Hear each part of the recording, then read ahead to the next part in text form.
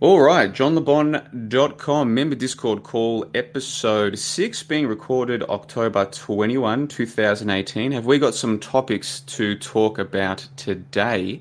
Ego and non-player characters.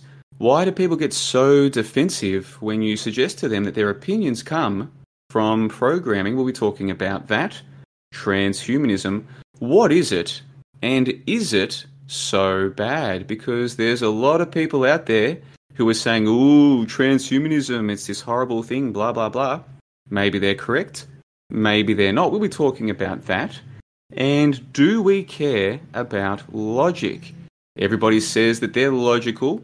Everybody pretends to know what logical fallacies are, but do we really care about logic? Do we practice it? If yes, why? If no, why? We'll be talking about all of this and more today. And joining me, we've got an all-star cast from all around the world. So let's go out to Illinois, where we are joined by Nate. Nate, good to have you on the call. How are you today? Good. How are you? I am terrific, my friend. I think these member Discord calls, these open house calls, are going very well. What say you? Yeah, I've been enjoying them. I've been hearing on the grapevine that you think that you're going to win the trivia today. Is this so? You think you're smarter than everybody? Well, no, yeah. Doesn't even no. try and deny it. No, that's the way. Well, we'll be coming back for the trivia in just a moment. Before we do, let's go out to Chicago, where we're joined by the current reigning champion of JLB.com trivia, Fung from Chicago. How are you today? I'm very well. Good to be here. Yeah, I've been hearing, Fung, that someone thinks he's going to take your mantle today, and if I was a betting man, I'd have it at about $1.90 each. I don't even know what that means. It means I've got you about level peggings. I think it could go either way, but there's somebody who's going to try and get in the way of both of you, and she comes to us from Victoria. Mezzy, how are you today? I'm really good, thanks. How are you? I am sensational. Have I got some questions for you guys in the trivia, so stay tuned for that. We've also got joining us for the first time in a little while, a man from Oregon, but he came to us originally from Florida. He's made a big move from one side of the US to the other. I'm talking about the Prophet 49. How are you today? I'm doing fantastic today. Very happy to be here. It's great to have you back. And since you haven't been party to the last few calls, can you tell me, are you familiar with the JLB.com trivia? And if so, what do you think of it? I am not familiar with the trivia now. No. Oh, wow. Get yourself ready. And in the next few moments, prepare yourself a buzzer, because we're about to play a fun little game. But before we do, let's go out to North Dakota, Salzburg Gold, who has become one of the regulars of these calls. SG, how are you today? Fantastic. A one-word answer. We've got a new Fung on our hands, guys. A man of few words, but that's okay, because we've got a lot to talk about.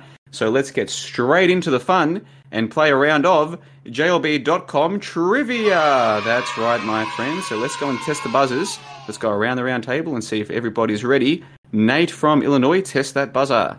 Shit, sorry. No. Buzz? No, you've got a little clicky thing there. What's that? An empty bottle of wine I just drank. He's making excuses already. Oh, it wasn't my fault I didn't win the trivia. I was drunk. Now, enough with the excuses, my friend. Let's go out to Chicago. Fung, test that buzzer. Buzz. Mezzy from Victoria. Yours sounds just like Nate. This is going to be very confusing. Let's see, how can we get around this problem? Nate, you just give us a verbal buzzer. We'll let Mezzy use the clicky buzzer. Let's go out to Oregon. Rubelisk, test that buzzer. Excellent. And SG. Me. That's a very strange one, but that's okay. They're all nice and unique. That's what we need. So let's get straight into the questions. And for listeners who are new to the trivia, the last couple of weeks we've tried this out, and I think it's a little bit of fun. Last week, Fung was the winner. So if it comes down to a deadlock, because he's the defending champion, Fung will be declared the winner of this one. I've got 5 questions for you. Let's go to question 1. If the premises do not actually lead to the conclusion in standard form arguments, we are dealing with a... Mezzy from Victoria? Non sequitur. Fantastic. We're dealing with a non sequitur. Regardless if the premises are true or false, if they do not lead to the conclusion, we're dealing with a non sequitur. Fantastic stuff. On to question 2. On September 11, 4 planes are alleged to have flown into buildings or into some situation where they were in disaster. What were the numbers of those 4 flights? Buzz. Nate from Illinois. So it was 77 into the Pentagon, right? Correct. 93 into the ground, That's right. where there was no wreckage. And then then the other two averaged to 93. So it was 186. It was, what is it? It was flight 11. So 186 minus 11, that's 175 in flight 11. Excellent. And I'm almost tempted to give extra points because that was a hard question. But I'm also tempted to strike out that answer because that took you a long time, my friend, but you got there just in time. So we've got Mizzy on 1 point and Nate on 1 point. Tell us, Nate, when did you first learn about the potential esoteric significance of the numbers of those flights? It's probably through you, I think.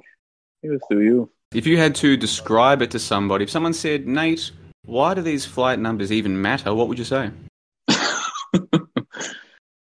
I don't know. I guess if you don't see it, then you will never see it. Like, I don't know. All right, so why is 93 important? Why is the number 93 significant? Why is it important that one of the flights was 93 and that 2 of the other flights, the ones that hit the towers, averaged to 93? Why is that potentially significant? Right, that was like Alice or Crowley number. But to me, I think of it as the World Trade Center was bombed in 93, right? Like, yeah, that's interesting. So it was apparently bombed in 93. That's a good point. I hadn't even thought of that. But of course, in Thelema, in Crowley and Thelema, 93 is a very important number. In fact, Crowley supposedly used to sign off on his letters with 93 because it means to him, Thelema, it means some of the concepts that they deal with in Thelema, they think they can represent with 93. So it might not mean anything to you or to me, but it does mean something to a character from history who is important. And so the fact that there was a flight 93 and that the 2 planes that flew into the towers, 11 and 175, added together make 186, divided by 2, 93. So 3 of the 4 planes have this 93 encoded in them. Some people would call it a coincidence. I would have in the past, but not anymore. Anyhow, let's move on to question 3. There are 3 baby hoaxes that relate to Batman or the Joker in some way. Name those baby hoaxes. Buzz. That was Nate from Illinois to take the lead.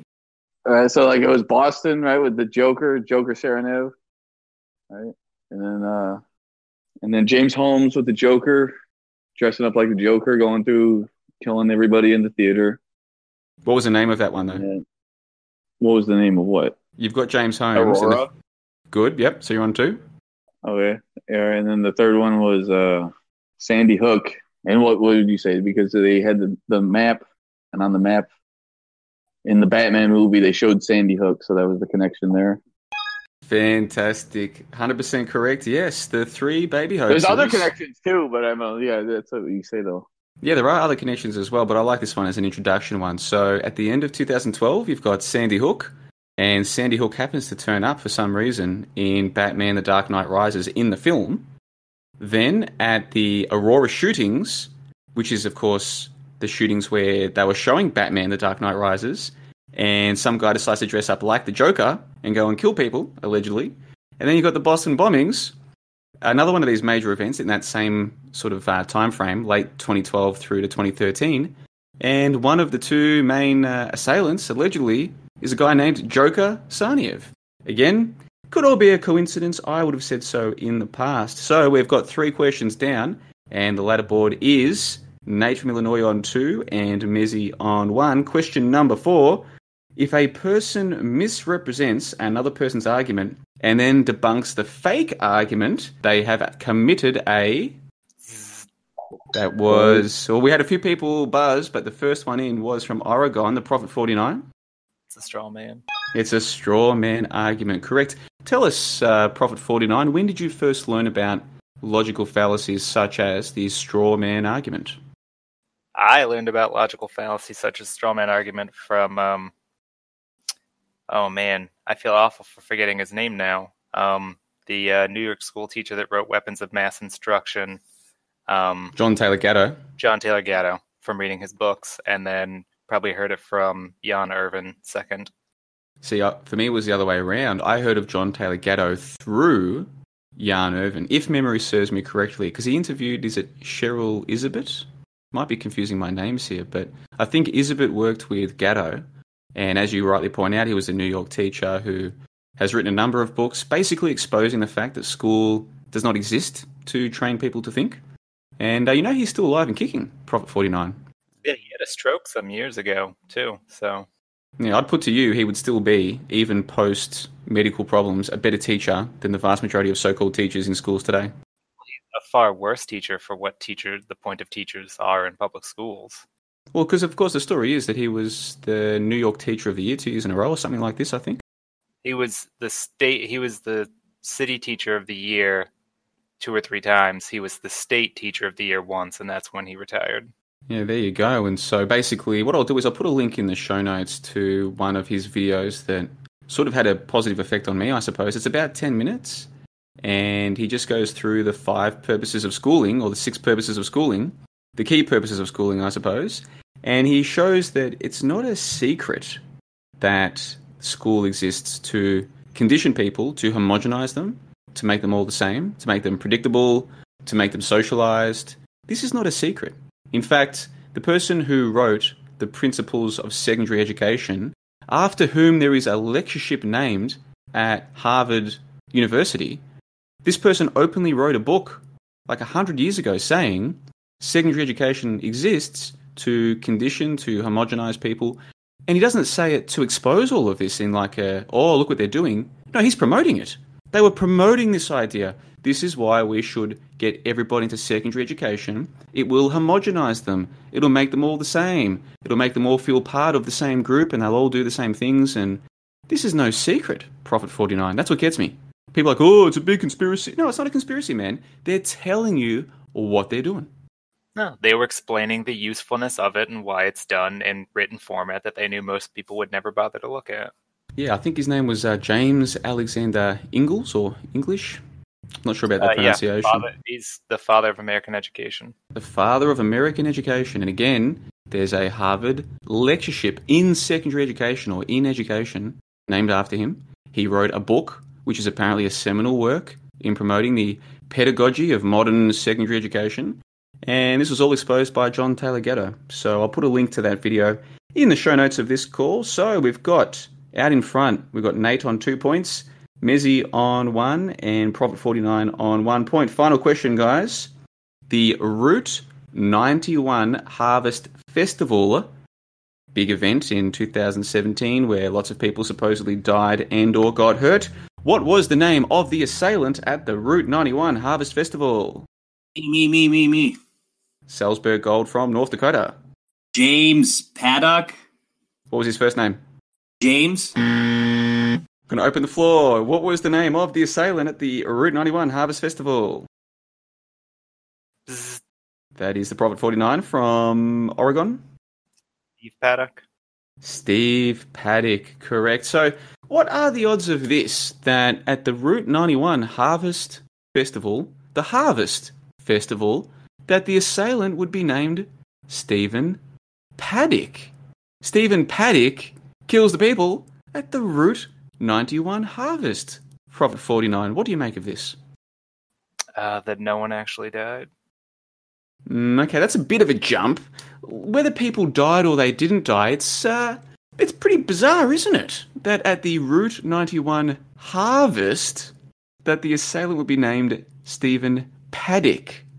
And I'm not sure what terminology you guys use in the American sphere, but certainly in Australia, and I'm pretty sure in Britain as well, a paddock is an area enclosed by a fence, such as on a farm. In other words, look at all the cows in that paddock. Look at all the sheep in that paddock.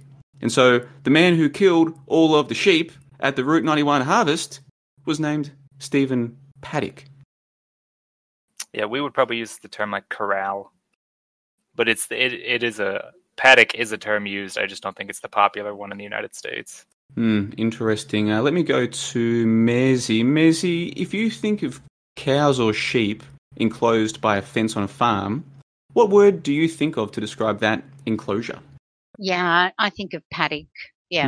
I wonder if it's mainly like a British or British descendant Like, I wonder if it's kind of a word that maybe isn't as popular in the United States. I'm not sure. But yeah, for me, Stephen Paddock, the Route 91 Harvest Festival, if someone says to me, oh, JLB, are you saying that's proof that the event was fake? No. I don't care whether the event was fake or real. Just look at the name of the person and what supposedly happened and try and explain that to me. And here's like hard mode. Do it without using the word coincidence.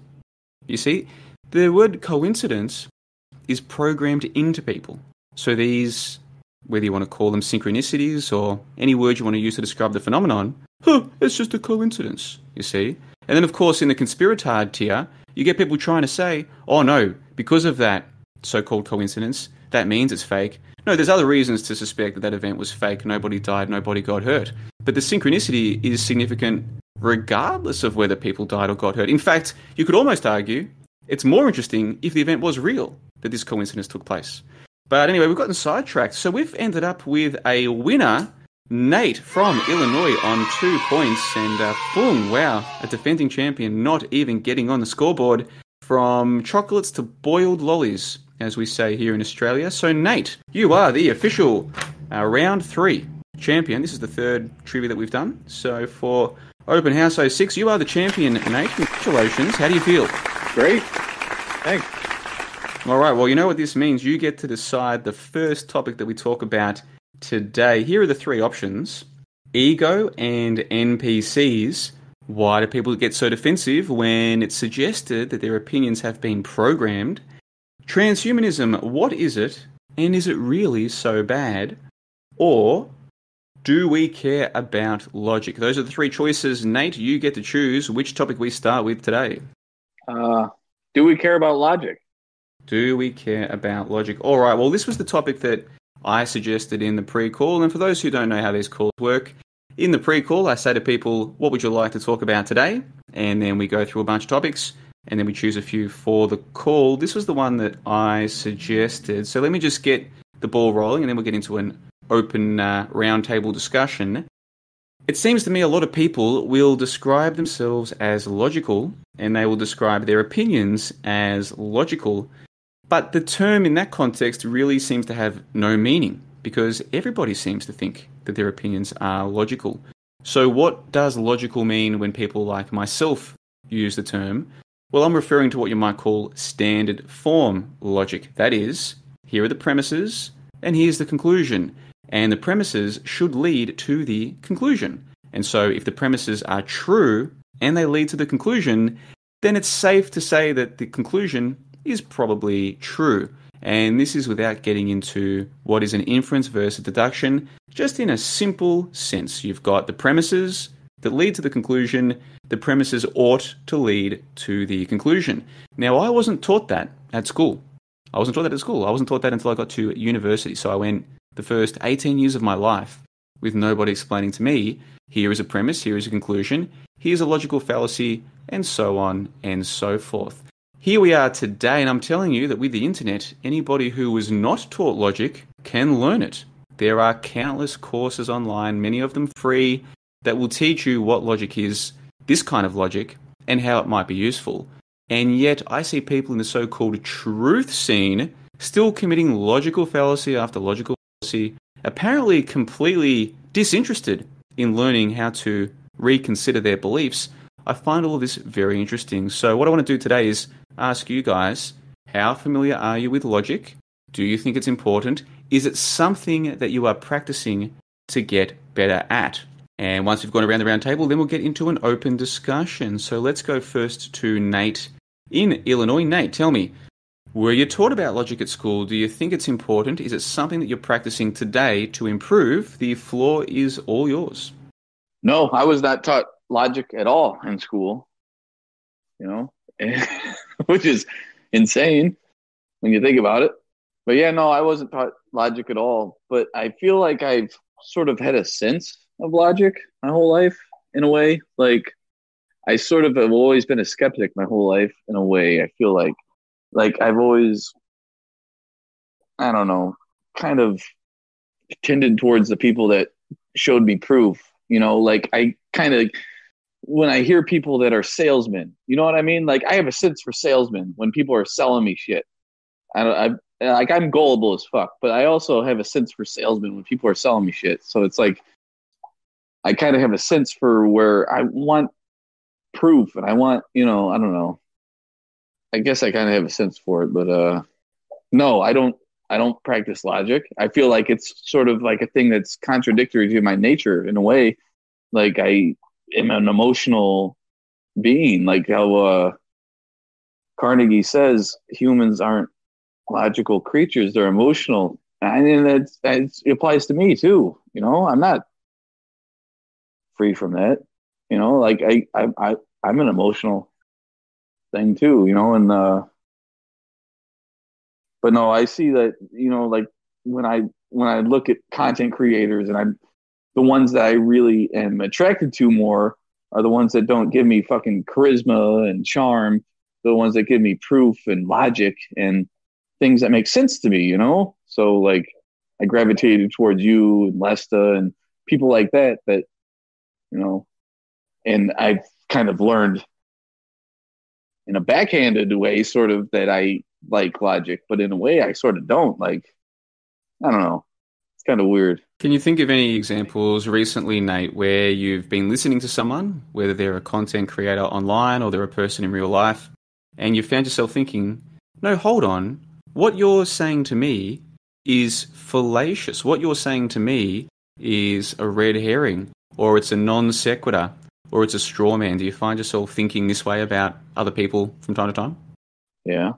Do you? Because I do. Sometimes I listen to some of these clowns in the act realm, and I'm thinking to myself, that's an obvious red herring. What you've just said there has nothing to do with the point of what we're discussing. You're basically trying to divert away from the fact X, Y, or Z, you see. So to me, like I even hear the words in my head, red herring. Almost like there's a voice in my head saying, like, I'm going to analyze all of what this idiot's trying to tell me.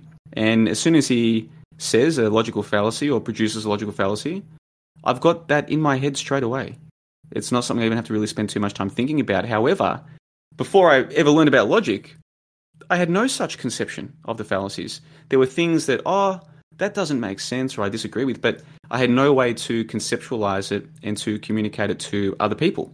And so that's where I see the value of logic. Do you think that might be a potential value of it if we can at least identify and describe and conceptualize and share with others why we disagree with what a person is trying to tell us? Yeah, that is very important to have words, to be able to explain your experience and stuff like that. So yeah, it is important. Yeah, I see that as being one of the main things. It's not like, you've learned logic, so now you're smarter than everyone, or you know the truth, or any of this kind of stuff. No, it's more like, well, if I know that something does not make sense, but I can't explain to myself why, and I can't explain to other people why, well, maybe I'm missing something. Whereas when we learn standard form arguments, for just one example, all of a sudden we're given words to describe particular things, and then we can use those words to share with someone else and say, hey, I think what that guy just did, I think that was a red herring. And then the other person can say, well, I know what a red herring is, but I don't think that guy did a red herring. I think what he said actually is relevant because... And now we can get into a serious conversation, whereas if we don't have the words to describe what's happening, then it's going to be very difficult to have any kind of meaningful conversation, isn't it? Yeah, definitely. Well, we'll come back to all of that in a moment. First, let's go to Chicago. Fung, take this conversation anywhere you want to take it. Do we care about logic? I think we should. And I don't think it's evident that anyone really is taking this stuff seriously, unfortunately.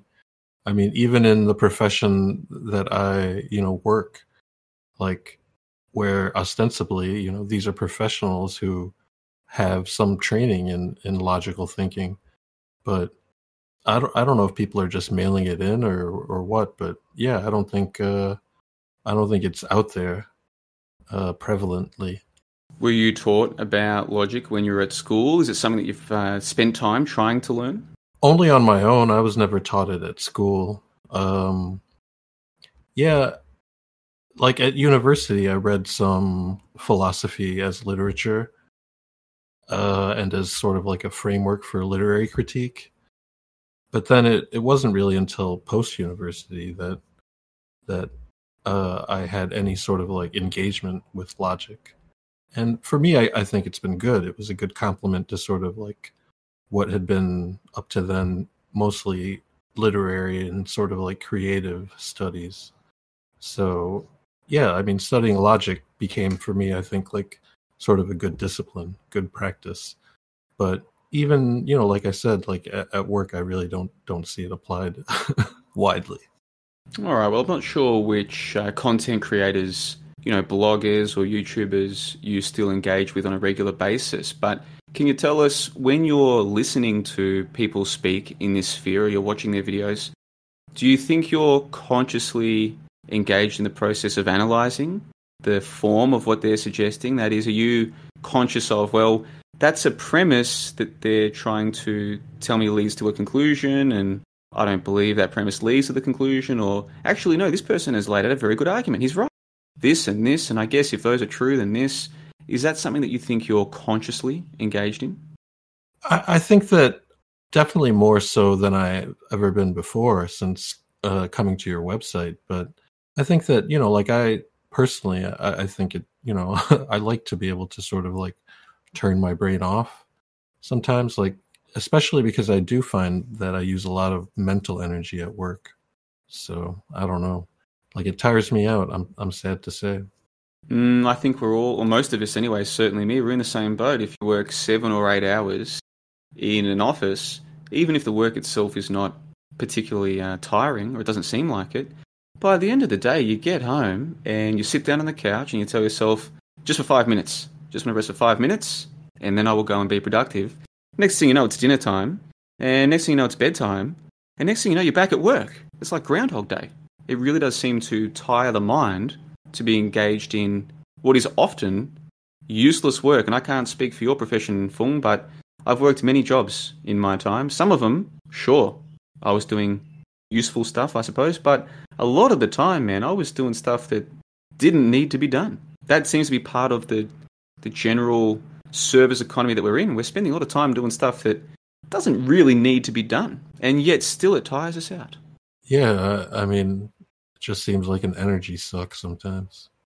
I understand. And I guess where I'm going with a lot of this is, if we are consuming content, a lot of content, whether it's stuff that is being produced here at johnthebond.com or it's being produced elsewhere, if we're not consciously participating in this process of analysing what we're hearing, what we're seeing, what we're reading, if we're not doing that, then what are we doing? And I would suggest, and we can discuss this more later if you like, I would suggest that at the very best, we're merely amusing ourselves. And I think most content, including my own, for most of the people who consume my content, is merely amusement. It's just entertainment at best.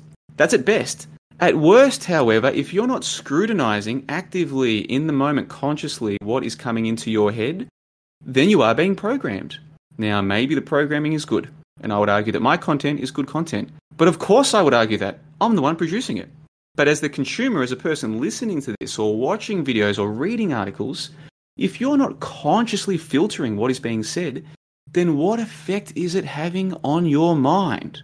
This is a question I'm trying to get people to explore. So let's go out to Victoria. Mezzi, I know that you've spent a lot of time looking into the trivium. You can take this conversation anywhere you want to take it. Do we care about logic? Well, I think most people don't care about logic at all, because to practice logic, when I found out about the trivium, and actually I'd like to ask a question. What is the difference between the trivium and the standard form argument? Well, there's some crossover, because if you engage with people who talk about the trivium, a lot of what they talk about is similar to what you would learn in a first year logic class, like when you're being introduced to logic at university. Concepts of logical fallacies and do premises lead to the conclusion, that'll be covered by people who talk about the trivium, and it'll be covered by first year logic classes. So there's a definite overlap there. And ultimately, all we're just talking about is frameworks for considering information or for sharing information. So there's no like grand law saying this is logic. Like there's no central authority who gets to decide that. So really, we're just using words to describe ideas. So whether you talk about the trivium, input, process, output, or grammar, logic, rhetoric, or you talk about standard form arguments, premise, conclusion, for me, this is just my opinion, Mezzi. The benefit is in getting us to explore, why do we believe what we believe? And then once we've got a good grasp of that, how can I communicate that to other people in a way that will make sense to them? But in terms of, well, what's the difference or similarity between the trivium and standard form arguments? That all depends who you're listening to. One person's trivium is different to another person's. One person's logic is different to another person's. Do you get what I'm trying to say? Yeah, I do. So with the trivium, you've got the grammar, which is the evidence, the logic, which is taking out the contradictions and identifying the fallacies. And then there's the rhetoric, which is coming to a conclusion or explaining how you came to the conclusion. So you're asking who, what, when, where, how, and why. That's really interesting. With the other one, the standard form argument is just premise, conclusion. So it actually doesn't explain it as well as the trivium, I guess, and that's probably what I'm getting to. But yeah, I don't think there's a lot of it around, that's for sure. And recently, when I'd been listening to something on the internet that somebody has some proof of something, and I actually don't have any proof at all. And yeah, so I'm sort of with that for sure. I'm able to sit there and listen and go, no, that's just not right. There's no evidence there, and that evidence is actually flawed, et cetera. But in everyday conversation, it's really difficult to talk to anybody in a logical way in that premise, conclusion type of the area. Because people just prattle on and you're supposed to believe everything they're saying. It's just really interesting. Yeah, I don't think the standard form argument and the trivium are necessarily competing frameworks. And again, there is an overlap there. The reason why I like to focus on the standard form argument is because it's the first step in thinking about your thinking. We're not even taught at school what a premise or a conclusion is, or at least I wasn't. So we've got all of these beliefs in our heads which are in effect the conclusion. Oftentimes we haven't even explored, well, what led me to that conclusion? What is my fundamental evidence? And so if I believe, for example, that you have to eat breakfast to stoke your metabolism, well, that's kind of like the conclusion. But what are the premises that lead to that conclusion? Have I explored, well, what makes me say that? And then if you're talking to someone who believes, you've got to eat breakfast to stoke your metabolism. Okay, what makes you say that? If they have spent any time looking into this or trying to prove their story, they might say, well, there's a study that showed that people who eat breakfast are thinner or they're less fat or something like this. Okay, great. Now we've got a premise. Okay, one of the premises is there's a study that says that people who are eating breakfast are thinner. And then there's like an implied premise, people who are thinner are more healthy, therefore eating breakfast will make me more healthy. And so once we've fleshed that out, we can look at, are the premises actually true? Do the premises lead to the conclusion? So in terms of the trivium or the standard form argument, I don't think it's a case of one's better than the other. Both of them hopefully lead people to exploring, why do I believe what I believe? And like you said, Mezzy, try and have a conversation with a regular person about why they believe what they believe. And you very quickly realise they don't have any reasons why. They're just parroting what someone has told them.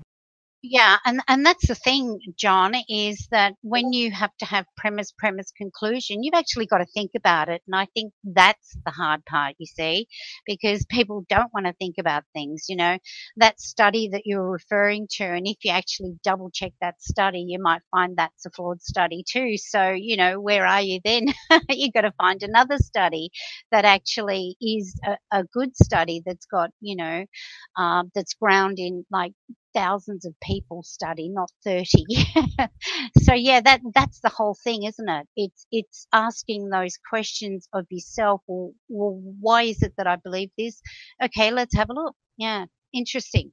Yeah, and then even if you were to decide that this study is legitimate, I like its methodology, I'm happy with its sample size, I'm going to take this study on face value, then you can still analyze it as, well, even if the study is true, do these premises lead to the conclusion that I should therefore eat breakfast? Or are there other factors to take into consideration as well? You see, so that's the beauty of the standard form argument insofar as I'm trying to share it with people is, and this is not my, like I'm just telling you what I learnt in first year logic, which was probably the most useful course I've taken at any educational institution in my entire life, was just learning to think about my thinking. And the standard form argument is like the first step in the process of learning about the academic sense of logic. And this was 10 or 12 years ago. They might not even be teaching this anymore for all I know. I mean, from what I've heard of people, what they're being taught at universities these days, who knows if they're still teaching this. But what I'm saying is this is something that they showed us, and I found myself realizing how dumb I had been my whole life. And to this day, I still find it a useful way to think about my own thinking. What are my premises? What are my conclusion? And then if I've arrived at what I think is a sound conclusion, trying to share that with other people. I say to people, here's what I'm here to say. Here's my conclusion. Here are the premises that led me to that conclusion. Now, if I'm in error, tell me which of my premises are not true, or explain why they don't lead to the conclusion. And the other beauty of this is that it can cut down time being wasted where people argue past one another. If I can lay out to you why I believe what I believe, if I'm in error, it's easier for you to identify where I'm in error. You might say, actually, I agree with your study. I even agree with your implied premise. However, I don't think those things lead to your conclusion, and here's why. Whereas if we don't have this conceptual framework, we might find ourselves disagreeing, but unable to explain to each other why we even disagree. Yeah. I get what you're saying. Yeah. And do you, Mezzy, do you find yourself when you're listening to people, whether it's podcasts or watching videos or whatever, do you find yourself consciously thinking through what is this person saying? What are their premises? What's their conclusion? Do you find yourself thinking that's a red herring, that's a straw man? Is this something that you're consciously engaged in? Oh, well, identifying the fallacies sometimes is a little bit difficult. I've got a few of them down pat, but not all of them. There's a lot of fallacies, and sometimes they can cross over. So yeah, I do. I actually don't identify fallacies when I'm listening to somebody. It's just, I think first off is that intuition that something's not quite right here. And I think we've talked about this many times before. And then that gives you that makes you look into something, because you're hearing something and you think, no, that doesn't seem right. And then I guess that would be in the standard form argument. I suppose, the premise is wrong or the conclusion's wrong, the conclusion doesn't follow the premises. So that's what gets you to have a look into things. Very interesting. I loved how at the start of this little section, Mizzy, you were talking about identifying the contradictions. You sounded like somebody who was well versed in the work of Jan Irvin. Absolutely, yes. Without trying to get into any tangentials here, I think this is relevant to the conversation. What do you think about Jan Irvin's recent criticisms of what we're doing here at johnthebond.com? Well, he's come to a conclusion, hasn't he, that that he's being targeted for some reason. I don't understand that, because he really hasn't checked his premises, right? It seems that way. And the funny thing is, if he were to just listen to you speaking the way that you're speaking, he would, I would imagine, pretty quickly realise this Mezzy lady from Australia clearly has been positively influenced by that is Jan's work. Like, you have benefited from his work, and you said so in the very same member call that he's claiming was a hit piece on him. Yes, indeed. Yes, I don't know what's going on with Jan. It's sad, actually.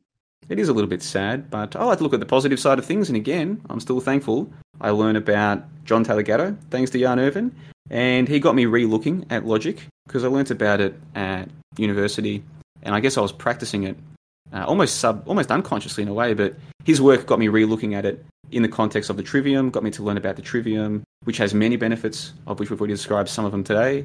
Even just looking at things like input, process, output, or grammar, logic, rhetoric, even just that simple schematic. Here's the information, now let's process the information, now let me share that with other people. This is very useful stuff. So rather than focus on the negatives of Jan and some of his unpleasant criticisms, I like to look at the positive side of things. Mezzy, what say you? Yeah, me too. Fantastic. Let's go out to the Prophet 49 in Oregon. The topic is, do we care about logic? Take this topic wherever you want to take it. Personally, yes, I do care about logic, but caring about logic has led me to the belief that most people do not.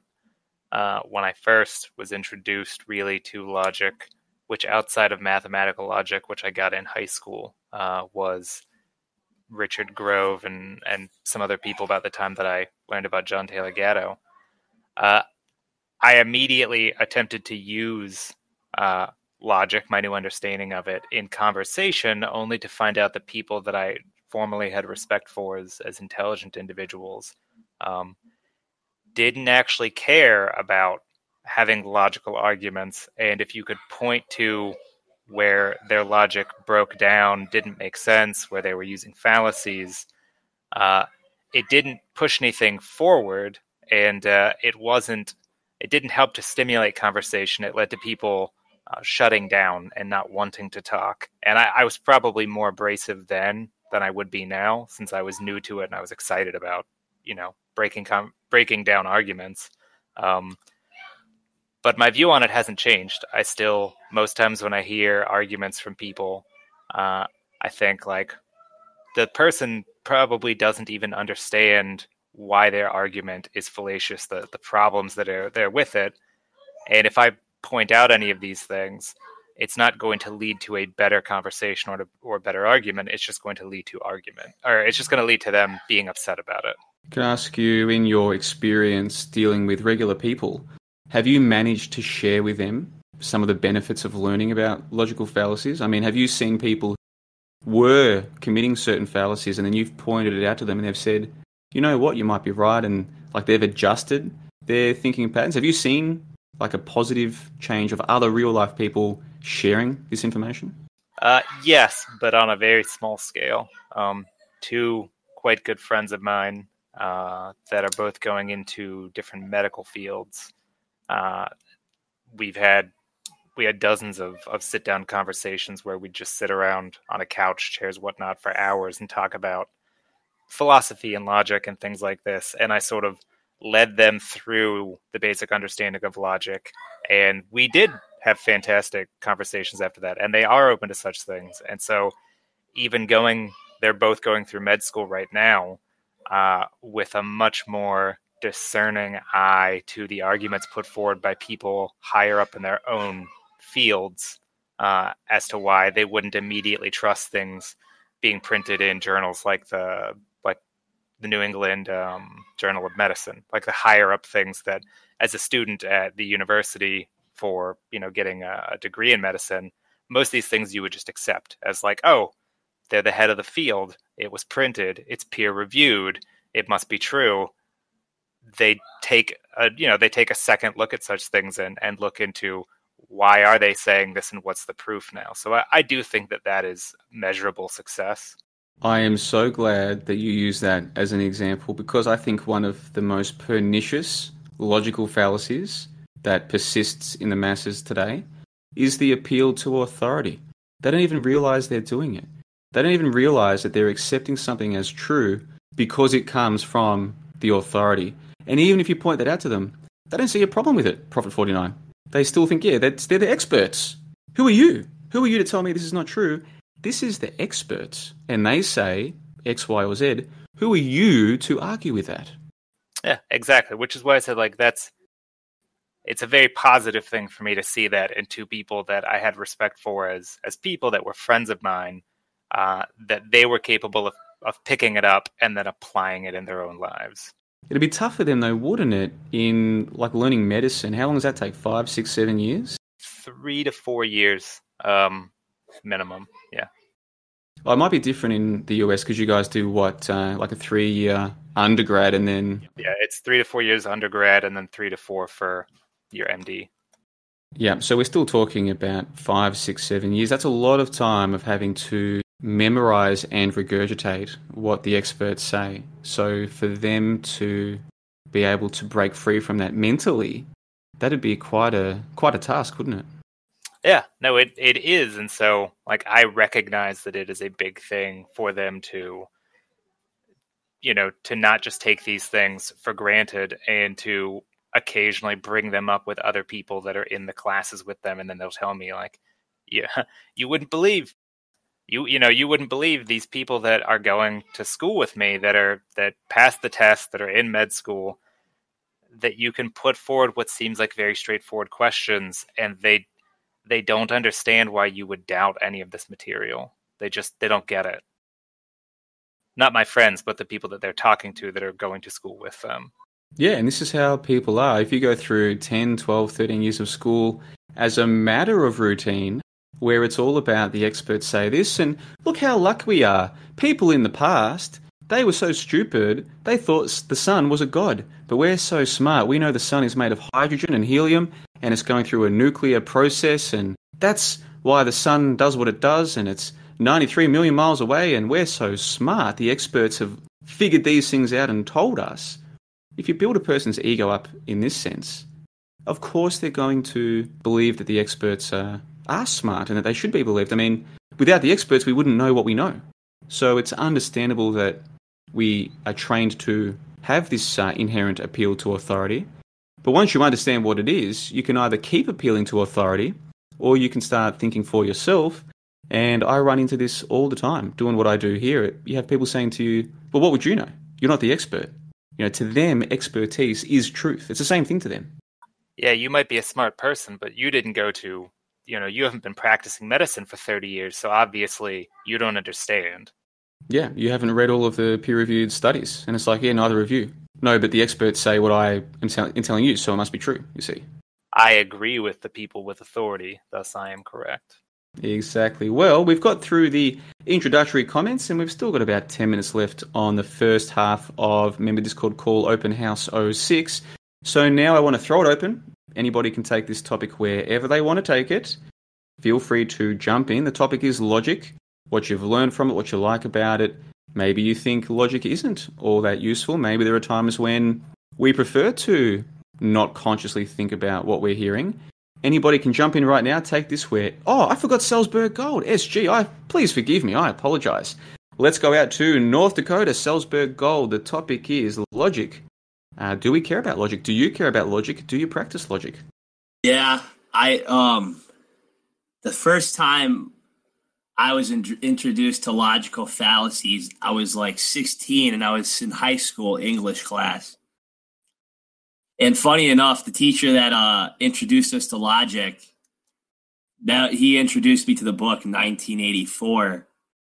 And I guess another experience I had with logic is just doing math and solving physics problems.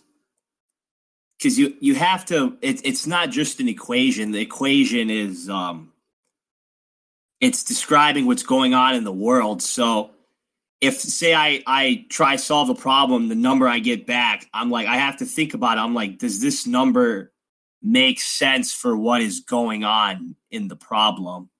I would say, no, the average person doesn't care about logic. It's more about how you feel. And I remember just last year at university, in my English courses, we were learning how to break down an argument. And I remember going to the instructor. I was like, "How come we're discussing how to break down an argument, but we're not even how come you don't talk about what logical fallacies are so you can understand how to break down an argument?" And just give you the bullshit. Oh, okay, yeah, we'll look into it. And it's just like, all right, screw you. So when you're listening to content creators, you're listening to podcasts or watching videos or reading articles, these kinds of things, are you actively in your mind scrutinizing what you're told through the framework of logical fallacies? And do these premises lead to the conclusion? Is this something that you're actively engaged in when you're consuming content? Yeah. Because a lot of the common ones are like hasty generalizations or appeals to consensus or appeals to authority. Like, I'll open up any regular mainstream news article and like, the experts have said that blah, blah, blah, blah, blah, blah. And it's just like, okay, well, who's the experts? Where's the information coming from? You see that a lot. You see, something that I've noticed lately, ever since this NPC meme came along, and I've been reconsidering this idea of conscious thought, I've realized that sometimes if I'm listening to a podcast, if after 10 or 15 minutes I decide, well, these people are clowns, they don't even know what logic is, I've got a bad habit of just tuning out of the conscious thinking about what they're saying and just going about what I'm doing, which is usually walking to or from the local park where I like to go for exercise. So I'll put a podcast on, and usually by the time I get to the park, I'm either into what these people are saying and I'm listening intently, whether I agree or disagree with them, I at least feel like there's some value to paying attention. Or I've stopped paying attention, but they're still jibber-jabbing away in my ears. And I've come to realize maybe if I am not going to be consciously thinking about what they're saying, I'm better off just changing the podcast or just listening to no podcast and just being in silence. Because if I'm not consciously paying attention to what they're saying, who knows what effect their jibber-jab is having on my psyche. Do you get what I'm trying to say? I'd say I do the same thing, but I probably wouldn't tune out. I'd probably just turn it off. Yeah, I've just got a bad habit of just like spending, even if it's just 5 or 10 minutes, say they've moved on to a topic and I'm like, well, these people clearly don't understand that nobody died, nobody got hurt. Everything they say about this event from this point forward is a waste of my time. I'll tune out. It's almost like there's a part of my brain that is still kind of paying attention, waiting for the topic to change. But until then, my mind wanders off into other areas. Do you see what I'm trying to say? And I'm starting to think that maybe for that 5 or 10 minutes, or whatever it is, I'd be better. I should just skip forward. I should just skip forward the podcast or something. But I've got a bad habit of just leaving it on. And I'm starting to wonder, what effect does that have when I am listening to these? Even though I know what they're saying is not true, okay? Nobody died, nobody got hurt. Even though I know that, if I'm listening to 2 or 3 people talk about the Route 91 Harvest Festival as though people died or got hurt, if I spend 5 or 10 minutes doing that, I don't think that would be healthy for my mind. It's almost like subconscious programming in a way. Now, that's not to say that I think these people are going to convince me that the event was somehow real. What I mean is I'm clearly listening to people who are fallacious. So fallacious ideas are going into my head with no filter. I just don't see how that could possibly be good for me. What else is there? What else you got? What else you got? What do you mean? What are you going to listen to? Maybe I'd be better off in silence. No. See, in the ideal world, Nate, what would happen is you guys would start doing your own member calls and recording them, and then I would be able to listen to you guys chatting about whatever you chat about. And I think there'd be a much higher chance that you guys would focus on being logical or explaining what your premises are. I would think there's a far higher chance with you guys than the people I'm currently listening to. And I start to wonder, why do I still listen to these people? And then I'll tell myself, oh, it's because every now and then they say something you didn't know and it caused you to go and do your own research. And it's like, but diminishing marginal returns, man. It's getting to the point where it's like you want something to listen to, and I'm in the habit of listening to podcasts, but it's getting difficult to find ones that are worth listening to because most of these people don't know the first thing about thinking. Not the first thing. It's like they've never looked into logic in their entire lives. As in, even when they're right about something, all they're doing is just parroting something that happens to be correct. But they didn't arrive at this conclusion because of their own thinking. Do you see what I'm trying to say here? Yeah. I think the NPC study that came out was a fantastic example of just that. Well, we're going to talk about the NPC study in the second half of this call, but we'll save that for topic number 2 or 3. So just focusing on the logic, is there anyone here who wants to make the case that maybe sometimes we shouldn't worry about logic? Maybe sometimes we should just go with the flow and not consciously think about the logic or otherwise of a claim. Anyone here think that maybe we're better off sometimes without logic? I mean, I definitely think that, if you're looking for it all the time, everywhere, you're going to be disappointed, right? Like, there are times when, like you should be, I think, using it as your primary approach to something in the moment. But I think to expect that sort of discipline and rigor to be prevalent in, amongst the populace today is you're going to be disappointed. Yeah, so what if you don't expect it of them and you just accept that these people are effectively biological robots? Can you have a serious conversation with someone who you know has no opinion of their own? You know they're just repeating whatever it was that they were convinced of by somebody else. Can you even have a serious conversation with this kind of person? No, but it doesn't mean that you can't gain some sort of benefit out of conversing with them.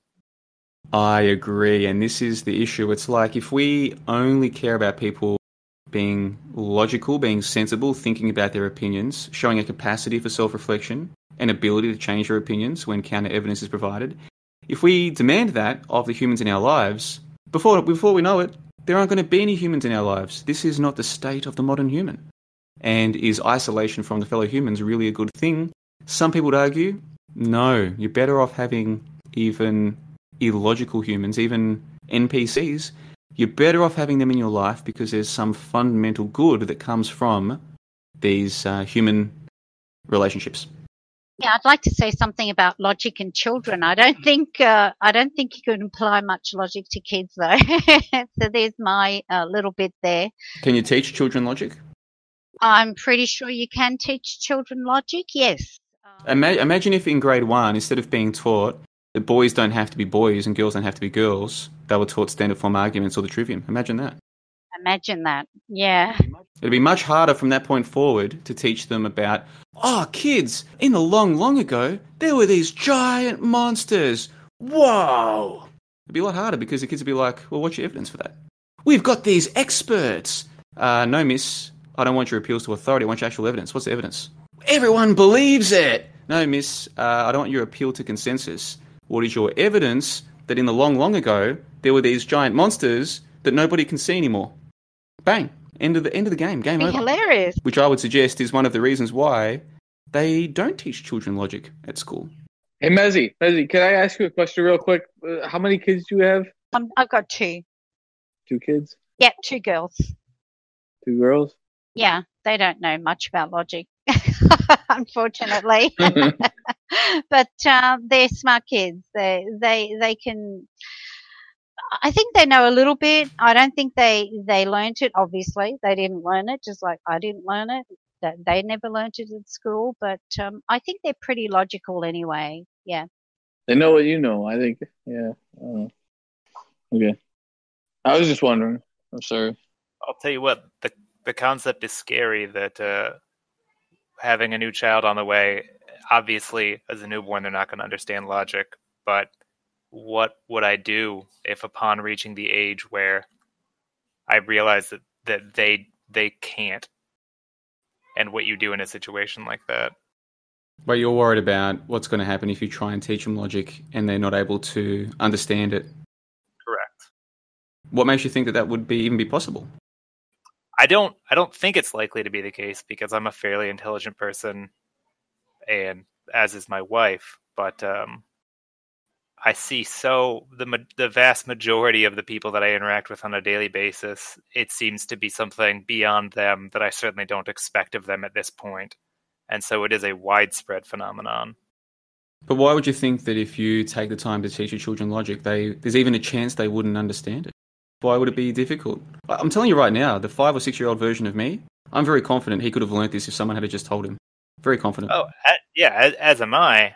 I just don't know if logic is something that everyone is capable of. Like, it seems so easy to me, but I have such a low opinion of the average person now as far as what can I reasonably expect them to be capable of intellectually, that I don't know if it's a thing that I could assume that you could just train into your average person if the correct amount of time was spent doing so. Yeah, that's a good point. And this is something that I keep coming back to. And I know a lot of people listen to this stuff, they have the same question. The stupidity of the masses, is this nature? Is this nurture? Obviously, it's some kind of combination. So what is that combination? If we were to not have an education system that dumbs people down and teaches them that there were these giant monsters in the long, long ago when we lived in a spinning ball and boys can be girls and girls can be boys, and the 1950s were evil, if they weren't being taught all this complete nonsense, would they have turned out as dumb as they are? Or were they always going to be this dumb? Because people like, what was his name, James Alexander Ingalls, if you read his work, you might get the sense that, in the opinion of people like him, humans are naturally stupid, so why not train them to all have the same stupidities so they at least feel a sense of cohesion? Yeah, the ray of hope here is that Gatto has the opposite opinion, that his personal experience led him to believe that most of his students were capable of more than they would have seemed capable of going through the regular schooling system, that when he gave them opportunity and an understanding that they could learn on their own, they could be autodidacts, they could figure out what they were passionate about and pursue that. He seemed to think that all of them could be what we would effectively term a genius if they were just sort of let loose to pursue those passions. So I'd rather hope that he was correct in that. But it's a fear in the back of my mind. Wow, I hope for your sake that John Delgado is correct, because imagine if your child comes home one day and is like, "Hey, Dad, did you know there used to be these giant monsters in the long, long ago?" How do you respond to that? You know, he's drawn a little T-Rex with its stupid little arms and its gigantic head. Son, how do you think a creature like... forget it. Good drawing, son. Pat him on the head. You know what? I can already tell you. I'd say, hey, you know the company that I started and the product I make and the dragons and all that sort of stuff? This is the exact same thing. These are mythical creatures. They look awesome, undoubtedly. A giant lizard that like can tear trees out of the ground. What a cool idea. It's like a superhero. It's like a monster. And you know, I actually think that would be a conversation that I'd be looking forward to having, like showing a child how ridiculous dinosaurs are. So I might be biased here because I've been a coach of children in sport, and these were children who were like 13, 14, 15, 16, 17. And okay, it's sport. We're talking about techniques for playing the sport or strategies for playing the sport, or what you might call sports psychology, teaching them how to manage their own thoughts when they're playing a game to optimize performance.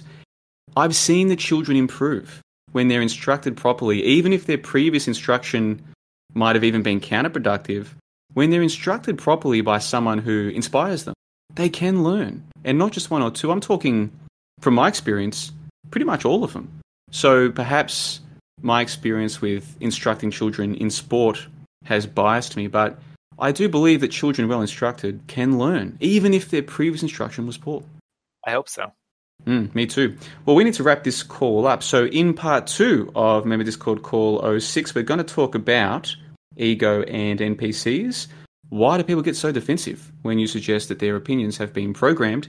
And transhumanism, what is it, and is it good or is it bad? But for the free release of the Member Discord Call 06 on October 21, 2018, we're going to wrap it up there, and we'll see you guys for part 2.